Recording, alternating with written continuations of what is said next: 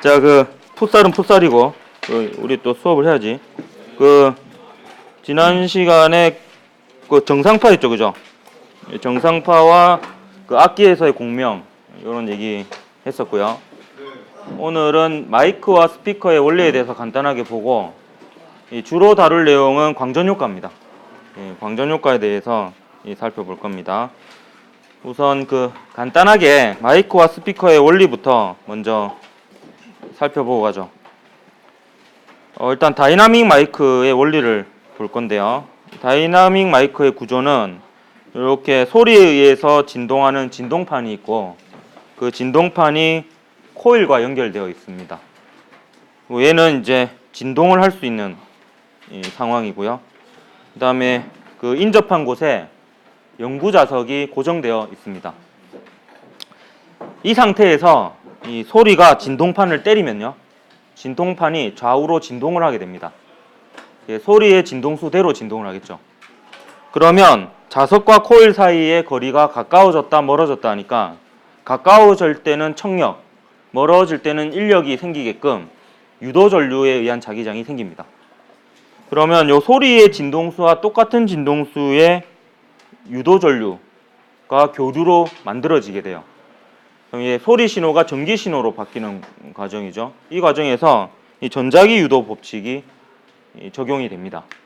그래서 전자기 유도 법칙에 의해서 소리 신호를 전기 신호로 바꿔주는 마이크를 다이나믹 마이크라고 하는데요. 노래방에서 노래를 부르는 과정을 상상하면 되겠습니다. 그러면 이 마이크에서 만들어진 소리의 신호가 우리가 보통 앰프라고 불리죠. 이 증폭기를 통해서 전류의 진폭이 커집니다. 전류의 파형이나 진동수는 바뀌지 않고 진폭만 커져요. 소리의 크기만 커지겠죠, 나중에. 그래서 이게 스피커로 들어갑니다. 그럼 스피커는요, 다이나믹 마이크하고 구조가 거의 비슷해요. 역시 연구 자석이 있고요. 그 옆에 코일과 진동판이 붙어 있는 요 장치가 있습니다. 근데 이번에는 과정이 거꾸로입니다. 이제 소리 신호가 담긴 전류가 요 코일에 흘러요. 그러면 앙페르의 법칙이 전류 주위에 자기장이 생기는 게 앙페르의 법칙이잖아요. 그래서 전류 주위에 자기장이 생겨서 그 자기장과 자석이 상호작용을 합니다. 인력이나 청력을 자기력으로 작용하게 되겠죠. 그러면 얘가 소리 신호의 패턴에 따라서 얘가 진동을 하게 돼요. 왜냐하면 이 교류 전류가 소리 신호를 담고 있잖아요.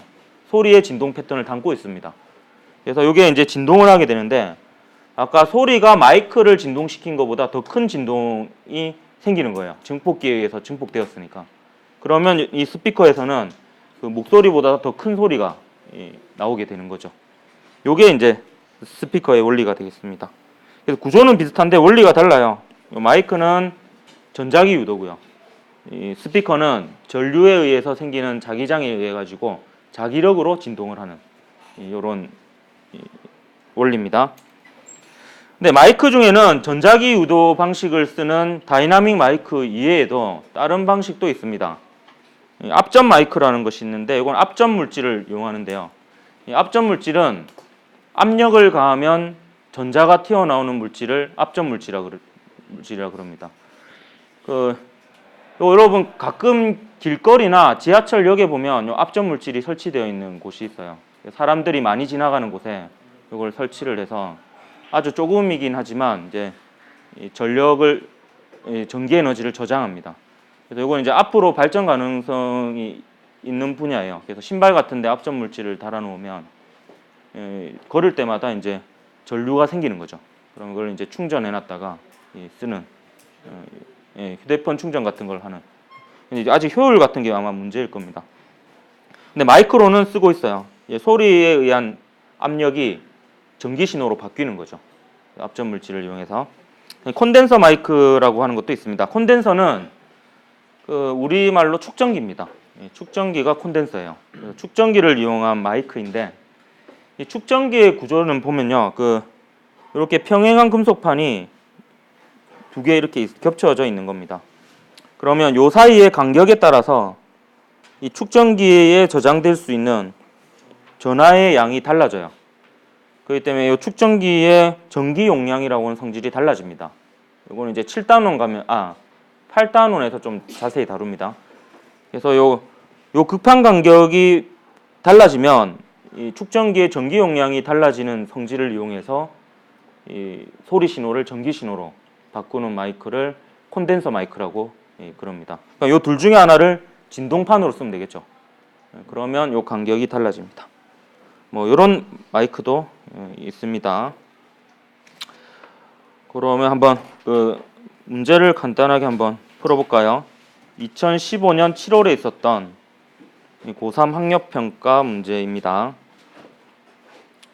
다음은 종이컵 스피커를 이용하여 소리의 세기와 진동수를 측정하는 실험 과정과 결과입니다. 이 가를 보면요, 종이컵 아래를 알루미늄 포일로 감싸고요.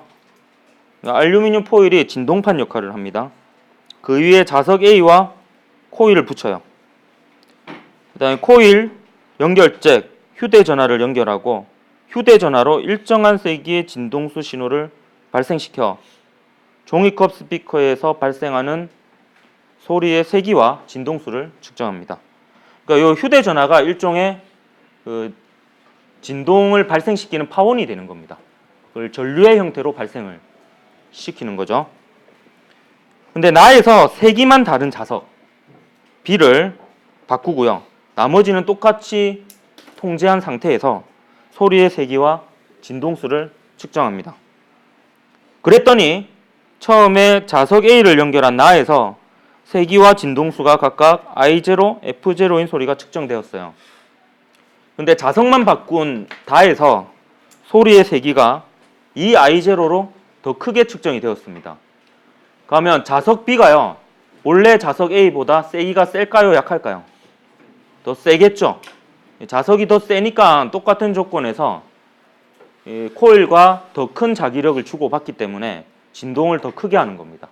그래서 이제 소리가 더 세게 들리게 되는 거죠. 그럼 보기 보면 기억. 나에서 포일이 진동하는 것은 자석과 코일 사이에 작용하는 자기력에 의한 것이죠. 맞고, 이걸 뭐 굳이 법칙으로 따지면 앙페르의 법칙이라고 볼 수 있는데 그렇게 표현하는 경우는 잘은 없는 것 같아요. 스피커의 원리는요. 자기력에 의해서 진동하는 겁니다. 그럼 니은 자석의 세기는 B가 A보다 크죠. 그렇기 때문에 소리가 더 세게 들린 거죠. 자기력이 커져서. 다음에 다에서 측정한 소리, 그러니까 자석을 바꾸어서 측정한 소리의 진동수도 기존의 진동수와 같겠죠. 왜냐하면 휴대전화에서 주는 전류 신호는 변함이 없잖아요. 그렇기 때문에 진동수는 그대로입니다. 그래서 5번이 답이었던 문제입니다. 자, 이제 넘어가서 오늘의 이제 하이라이트라고 볼 수 있는 광전 효과에 대해서 한번 살펴보도록 하겠습니다. 여러분, 광전 효과를 좀 많이들 어려워해요. 이 내용 자체를요. 그래서 이번 기회에 좀 정리를 해볼 수 있도록 해봅시다. 일단 광전 효과는요, 기본적인 그 현상을 먼저 얘기해 보면 금속에다가 자외선과 같은 좀 진동수가 큰 빛을 쬐어주면 전자가 튀어나오는 현상이 광전 효과입니다. 그래서 요거는 그 관측이 된 지가 되게 오래되었습니다. 예전부터 금속에 빛을 비추면 전자가 튀어나온다는 것을 알고 있었는데 요거를 이제 그 제대로 설명을 잘 못하다가 이걸 그 제대로 설명한 사람이 나타나요. 이제 1905년도에 아인슈타인이 요 광전 효과를 제대로 설명하면서 그 논문으로 노벨 물리학상을 받게 됩니다. 그래서 그 1905년을 기적의 해라고 불리는데요. 그 아인슈타인이 그 정말 뛰어난 논문 5편 제출합니다. 그 중에 이제 하나가 특수상대성 이론이고, 하나가 광전 효과고, 또 하나는 기억이 나는 게 브라운 운동이에요. 브라운 운동은 이제 그 물 위에 이제 꽃가루가 이게 꽃가루를 뿌려놓은 꽃가루가 가만히 놔둬도 바람이 안 불어도 막 무작위적으로 운동을 해요. 그게 이제 그걸 막 그 분자의 실제 존재를 증명하는 이런 계산 과정을 담긴 논문이 브라운 운동입니다. 여러분 생각보다 그 아인슈타인이 있었던 그 시절에만 해도요, 과학자들이 그 원자나 분자의 존재를 믿는 과학자도 있고 믿지 않는 과학자도 있었어요. 그걸로 이제 현상이 잘 설명되긴 하지만 관측이 안 되니까 없다라고 보는 과학자들도 상당수 있었습니다. 근데 이제 브라운 운동이 분자설, 원자설을 받아들이는데 또 큰 공헌을 해요. 예. 그리고 지금 그 얘기가 아니죠, 지금. 광전 효과는요, 그때 분위기가 어떤 분위기였냐면, 빛이 입자냐 파동이냐 가지고 이 수백 년간 이 논란이 있었는데요. 그 맥스웰이 빛이 전자기파라는 것을 밝히고 나서부터 그 이전에 영이나 프레넬이라는 사람이 이 빛이라고 하는 것이 파동만의 고유한 성질인 간섭과 회절 현상이 나타난다는 것을 실험으로 증명한 그 이후부터 거의 빛의 파동설이 확실시되고 있는 상황이었습니다. 그래서 빛은 파동이라는 게 거의 확실시되고 있었어요. 근데 아인슈타인은 이 광전 효과는 빛이 파동이라고 하면 설명이 되지 않지만 빛이 광자라고 불려지는 이 불연속적인 입자의 흐름이라고 생각을 하면 광전 효과가 설명이 잘 된다는 것을 밝혀냅니다. 그래서 뉴턴이 주장했던 빛의 입자설을 다시 끄집어낸 실험이에요. 그래서 이 이후부터 다시 또 입자냐 파동이냐에 대한 논란이 다시 생기게 되고요. 나중에는 이제 입자이기도 하고 파동이기도 하다 이렇게 결론이 납니다. 그래서 요 광전 효과는 빛을 입자로 봐야지 설명되는 이런 현상이고요. 그래서 요거를 설명하는 아인슈타인의 이론을 광양자설이라고도 합니다. 이 광은 빛광자고요. 양자라고 하는 것은 우리 그때 수소의 에너지 준위할 때 나왔던 용어죠. 뭔가 불연속적인 값들을 다 양자라 그럽니다.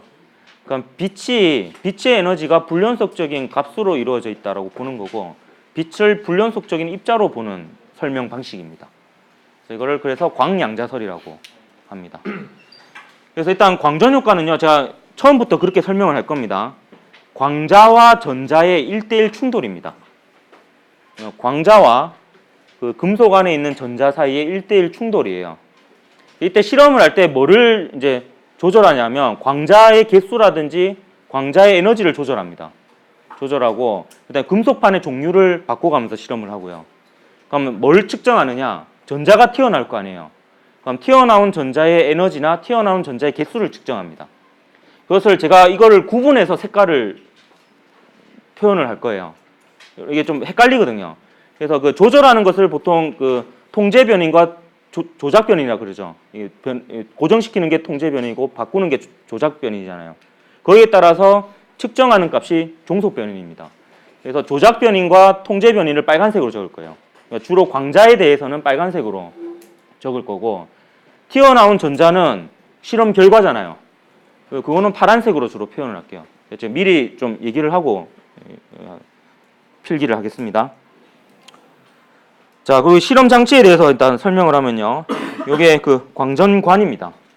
광전관은 금속판이 들어있는 이 부분이고요. 빛을 쪼아줄 부분입니다. 요 안은 진공 상태로 만듭니다. 왜냐하면 얘가 빛에 의해서 전자가 튀어나올 거 아니에요. 그럼 광자도 다른 영향을 받아서는 안 되고 튀어나온 전자도 다른 영향을 받으면 안 됩니다. 그래서 이제 최대한 진공에 가깝게 만듭니다. 그리고 여기에는 이제 두 개의 극이 있는데요. 요 K라고 적혀 있는 부분이 음극입니다. 음극이고 P라고 적혀 있는 부분이 양극입니다.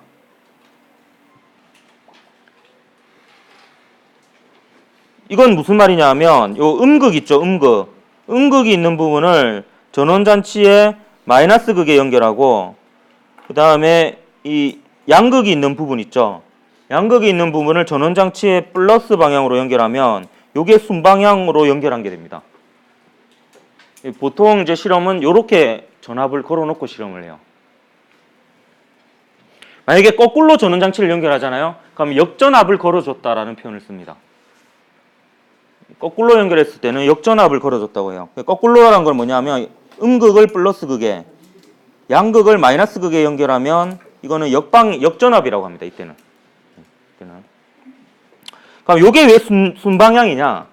요렇게 해놓고 요 광자를 금속판에 쬐잖아요. 그러면 전자가 튀어나올 거 아니에요.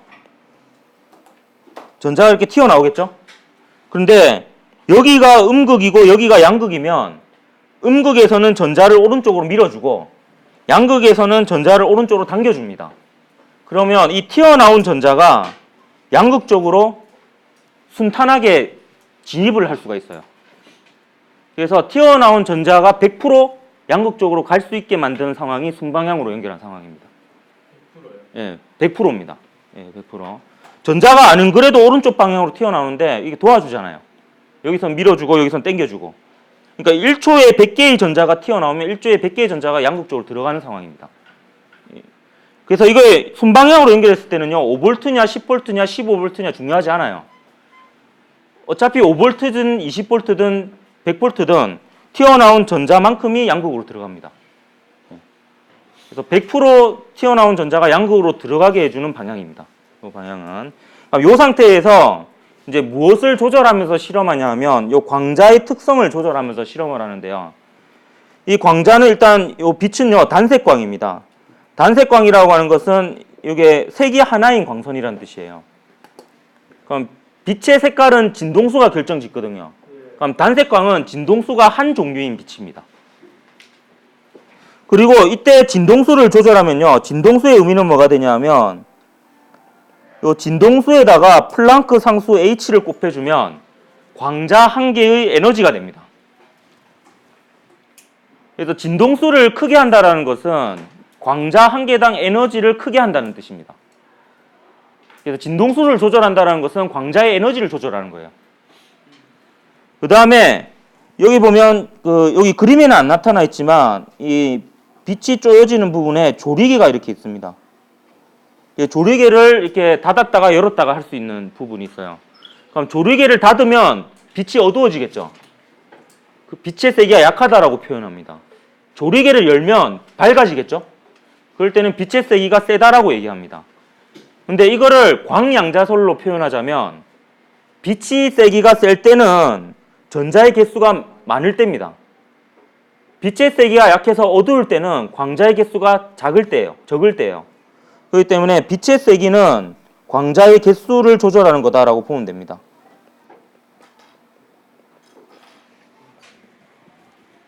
빛의 밝기가 세기랑 있는데. 예, 빛의 밝기와 빛의 세기는 같은 말입니다. 예.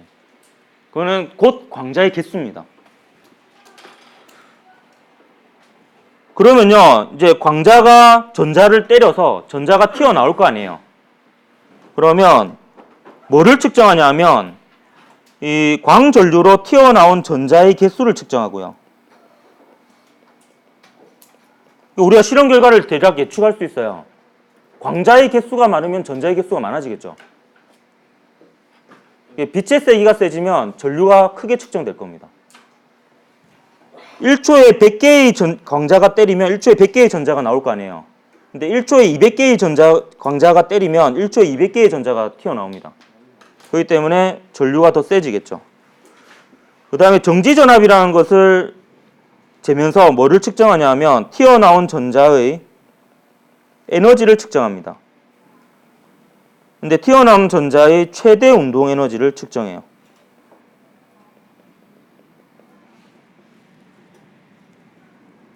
이 전자의 최대 운동 에너지는 앞으로 EK라고 표현을 할 겁니다. 표기를. 이 광전 효과에서 이게 조금 어려운 개념입니다. 전자의 최대 운동 에너지. 요거를 측정하는 값이 정지전압인데 왜 정지전압이 전자의 최대 운동 에너지를 뜻하는지가 조금 어려운 부분이에요. 요걸 좀 설명을 할게요. 자, 보면 요 광자가 금속판을 때립니다. 금속판에 있던 전자가 광자에 의해서 에너지를 받아서 튀어나오겠죠. 튀어나오는데 이게 순방향으로 연결해주면 얘가 1초에 100개 튀어나오면 100개가 다 들어가요. 근데 역방향으로 연결해주면 문제가 달라집니다.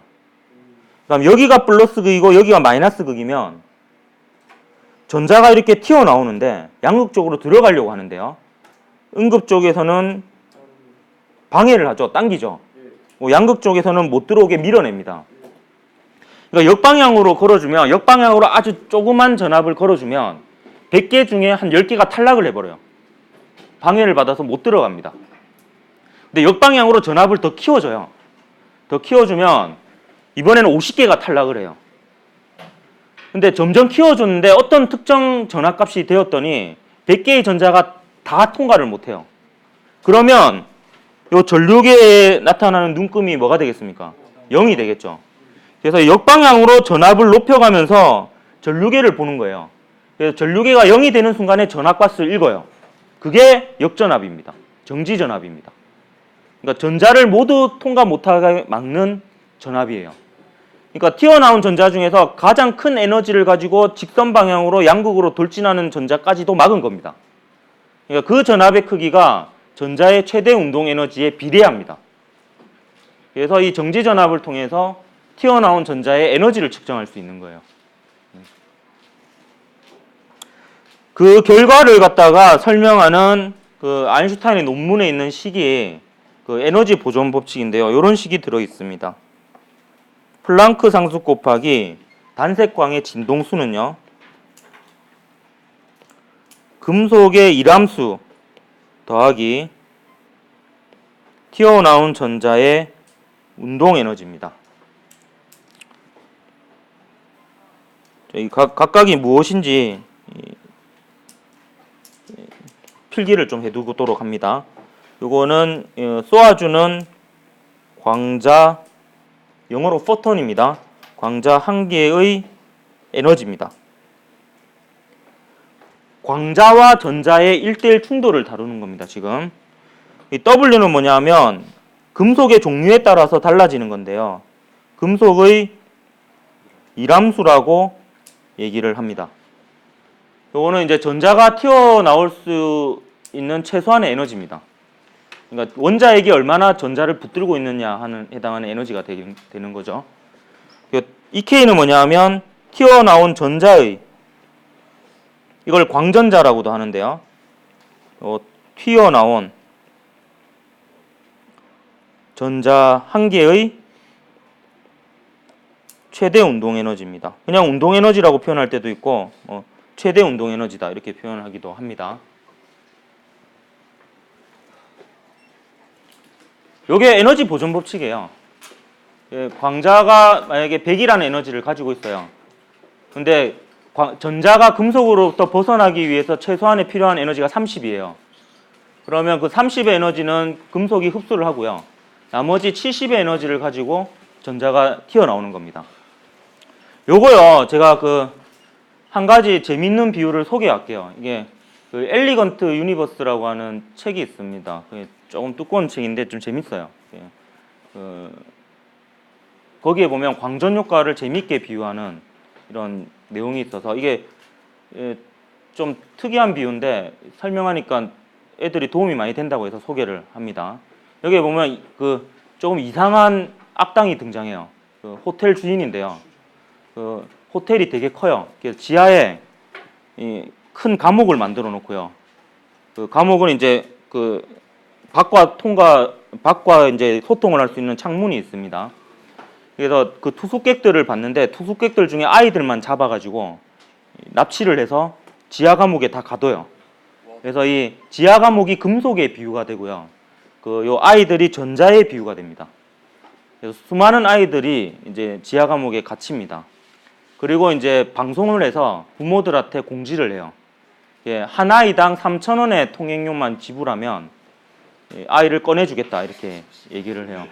그래서 3,000원이 금속의 이람수에 해당이 됩니다. 근데 이 호텔 주인은요, 약간 이상하다 그랬죠? 얘는 계산이 되게 정확해요. 3,000원보다 더 많이 주면 꼬박꼬박 정확하게 거스름돈을 걸러줍니다. 그래서 이 거스름돈이 튀어나온 전자의 운동 에너지가 됩니다. 그럼 얘가 나오기 위해서는 어떻게 해야 되느냐? 부모들이 돈을 던져줘야 돼요. 그럼 이 돈이 광자가 됩니다. 여기 각각의 돈의 액수가 전부 다 에너지의 크기가 돼요.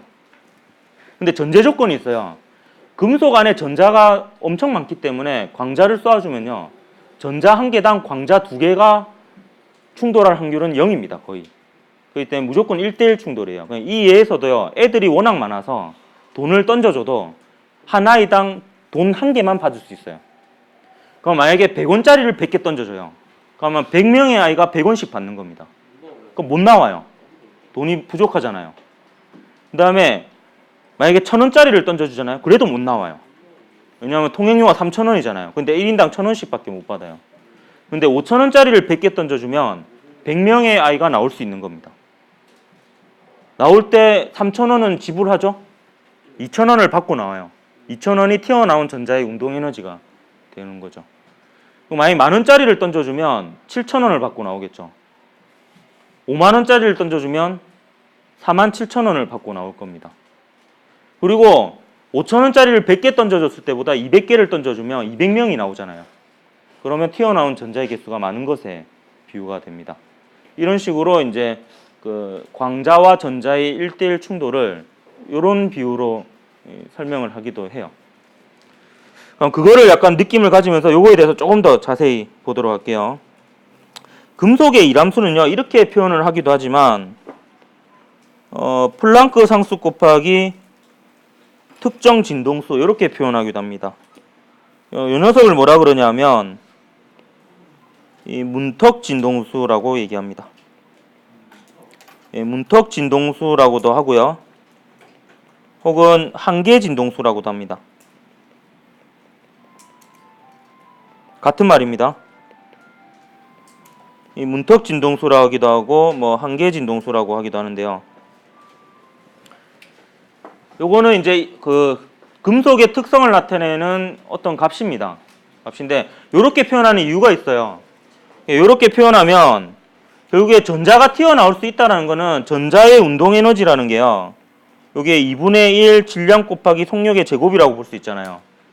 요게 이제 항상 양수가 되어야지 의미를 가지죠. 왜냐면 질량도 양수고 속력의 제곱도 양수니까. 그럼 얘가 양수가 되는 조건이 요 조건이에요.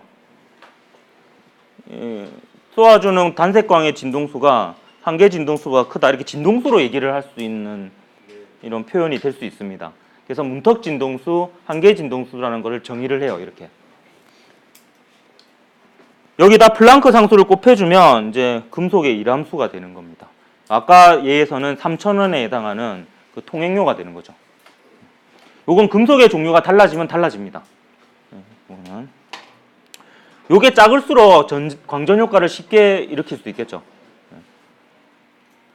그러면 이제 실험 결과를 한번 볼게요. 실험 결과가 어떻길래 이거를 이제 빛을 입자로 봐야지 설명이 가능한가라는 건데요. 일단 기본적으로 아까 좀 전에 얘기했듯이 이 단색광의 진동수가 한계 진동수보다는 커야지 전자의 운동 에너지가 양수가 되기 때문에 전자가 튀어나옵니다.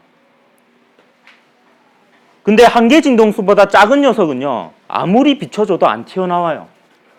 아까 100원짜리를 100개 던지든 200개 던지든 못 튀어나오는 거죠. 이거는 입자와 입자의 1대1 충돌로만 설명이 되는 부분입니다. 만약에 파동이면 파동의 에너지는 연속적입니다. 그래서 전자가요, 충분하게 시간이 있으면은 그 파동의 에너지를 축적을 해가지고 일함수만큼 모은 다음에 나올 수가 있어요. 근데 입자기 때문에 그게 안 되는 거예요. 그 다음에 또 측정을 해보면 특정 진동수 이상이기만 하면 광전자가 방출되는데 즉시 방출됩니다. 그러니까 에너지를 축적하는 시간이 없다라는 거예요. 파동이라면 에너지를 축적하는 시간이 조금이라도 걸려야 되는데 입자와 입자의 충돌이라 생각하면 바로 튀어나오는 게 맞잖아요. 당구공과 당구공의 충돌을 생각해보세요. 즉각적으로 반응하잖아요. 그러니까 즉시 방출한다는 것도 이제 파동의 그 빛의 입자설로 설명이 가능한 부분이에요. 그 다음에 이제 나머지 결과를 정리를 하고 이 중에서 또 빛의 입자설로만 설명될 수 있는 부분을 얘기를 해줄게요. 그럼 이제 실험을 해가지고 전자를 이제 측정해야 되죠. 전자의 에너지와 개수를 측정합니다. 전자의 에너지는 정지전압으로 측정했죠. 이 정지전압을 측정해서 튀어나온 전자의 에너지를 측정하고요. 전자의 개수는 뭘로 측정했죠? 튀어나온 전자의 개수가 많으면 전류계에서 측정되는 전류가 증가하죠. 그래서 전류가 세면 이 튀어나오는 전자의 개수가 많다는 건데 이건 뭐와 관계돼 있냐? 당연히 튀어나온 전자의 에너지는 광자의 에너지가 클수록 크잖아요. 이 광자의 에너지는 곧 단색광의 진동수에 해당이 됩니다. 그래서 그 단색광의 진동수를 큰 녀석을 쬐어보면 튀어나온 전자의 에너지가 커져서 정지전압이 크게 측정이 됩니다. 실험을 해보면. 그 다음에 그 광자의 개수를 늘린다는 거는 다른 표현으로 뭐를 증가시키는 거죠? 예, 빛의 세기를 증가시키는 거죠. 그래서 빛의 세기를 증가시키면 전류가 크게 측정돼요. 이걸 광양자설로 설명하면 광자의 개수를 늘리면 튀어나온 전자의 개수가 늘어나는 겁니다. 이렇게 설명이 되는 거예요. 이렇게.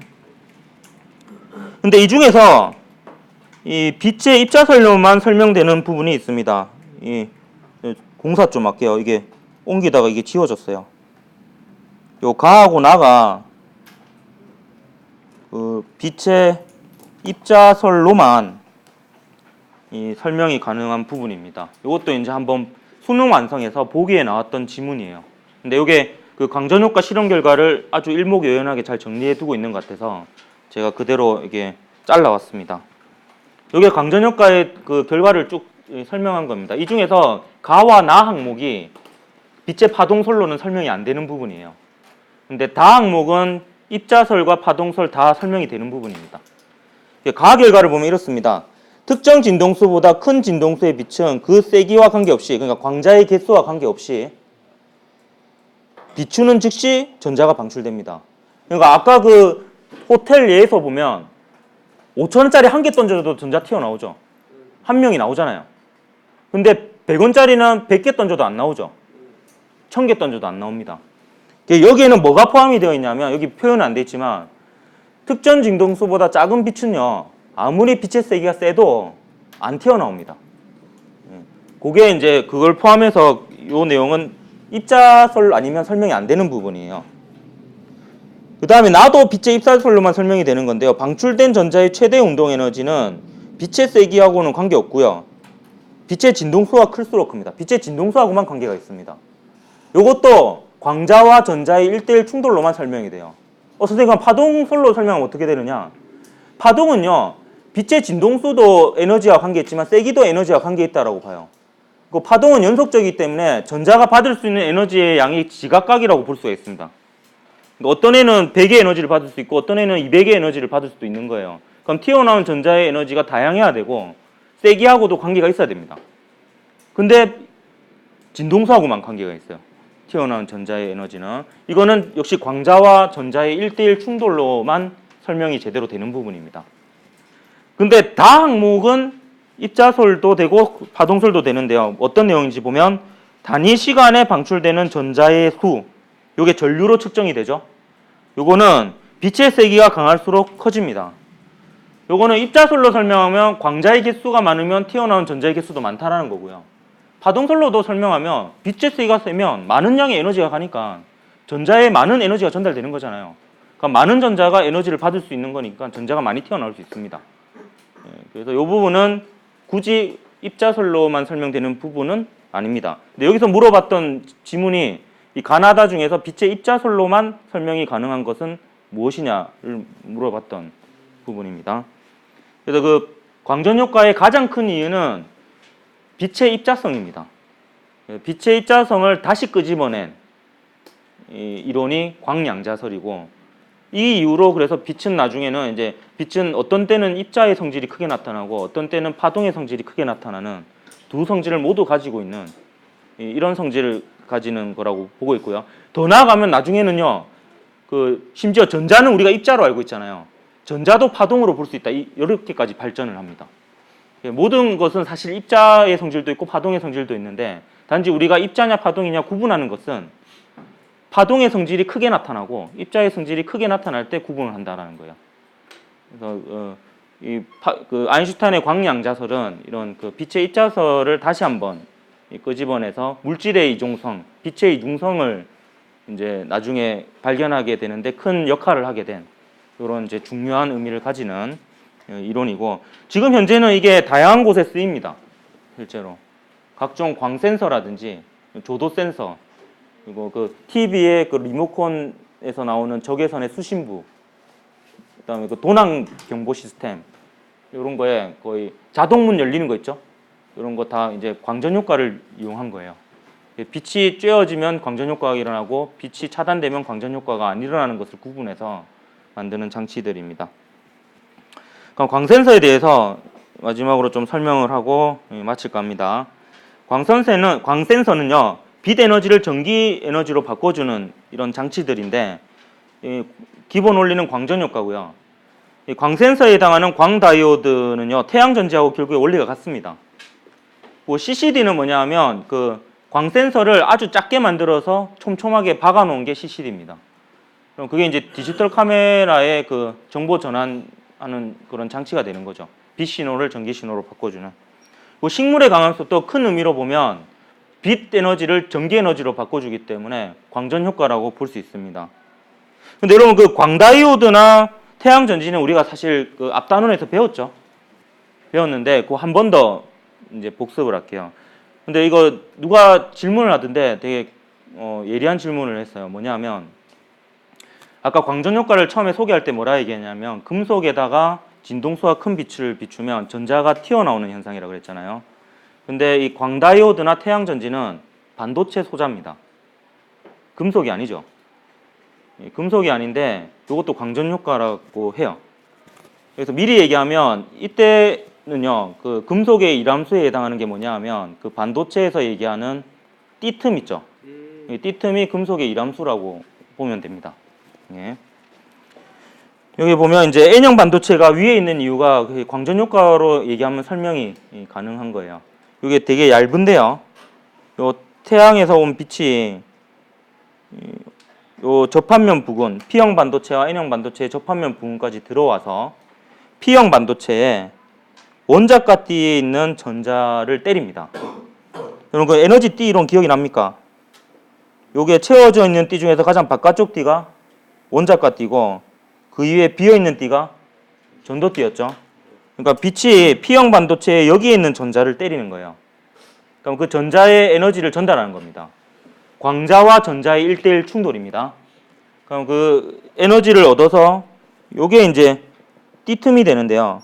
요게 요 띠틈이 되는데 요게 뭐 이렇게 되는데 요게 그 광전 효과에서 치면 일함수라고 보면 되겠습니다. 그래서 이 띠틈에 해당하는 에너지나 띠틈보다 약간 큰 에너지를 얻으면 이 전자가 이렇게 전이를 할 수 있어요. 이런 식으로. 요게 결국에 보면 광자로부터 에너지를 얻어서 이 전자가 원자가띠에서 그 N형 반도체의 전도띠로 전이하는 거잖아요. 그래서 이것도 이제 전자가 광자로부터 에너지를 얻는 과정이니까 광전 효과라고 볼 수가 있습니다. 그래서 이 과정이 반복되는 거예요. 그래서 여기서 에너지를 얻은 비트로부터 에너지를 얻은 전자가 N형 반도체로 공급이 되면서 이 전자가 이렇게 밀려가는 거죠. 그러면서 전류를 형성합니다. 그러면 여기에 이제 저항체에서 일을 하고 나면 전자가 에너지를 잃고 다시 일로 돌아오겠죠. 그럼 다시 에너지가 낮은 상태가 됩니다. 그러면 또 광자가 이 전자에게 에너지를 공급해요. 그러면 또 P형 반도체의 원자가띠에서 N형 반도체의 전도띠로 전이가 됩니다. 그럼 얘가 또 도선을 지나가면서 뭐 불을 켜거나 열을 내거나 하면서 에너지를 잃겠죠. 그러면 또 에너지가 낮아진 상태에서 P형 반도체의 낮은 에너지 상태인 원자가띠를 채웁니다. 그러면 또 빛을 받아서 에너지를 얻어서 올라가고 이게 반복이 되면 전류가 생기는 거죠. 이게 이제 크게 보면 광자와 전자의 1대1 충돌로 볼 수 있어서 이것도 광전 효과라고 볼 수 있어요. 원리가. 그래서 태양전지, 뭐 CCD, 광센서, 조도센서, 광다이오드 이런 것들은 다 광전 효과라고 볼 수 있고 여러분 용어를 좀 헷갈리지 마십시오. 광다이오드는 그 태양전지와 같은 원리고요. 다이오드는 거꾸로죠.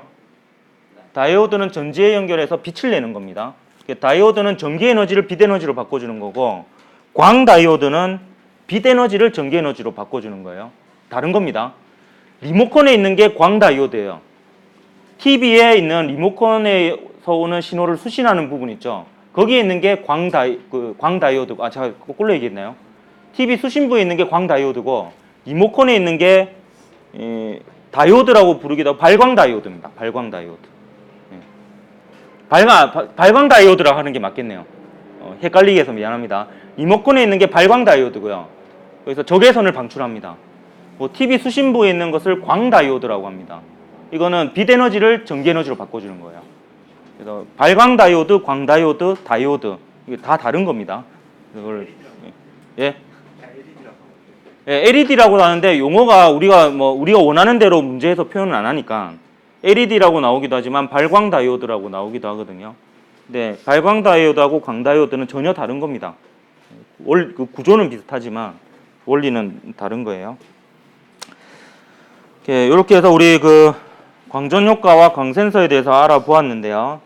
다음 시간에 요거하고 좀 연관이 좀 있습니다. 세계 인식과 영상 장치에 대해서 얘기를 하고 관련된 문제를 풀면 이제 6단원이 마무리가 될 것 같아요. 그렇게 하고 이제 다음 시간에 7단원으로 넘어가도록 하겠습니다. 수고했습니다.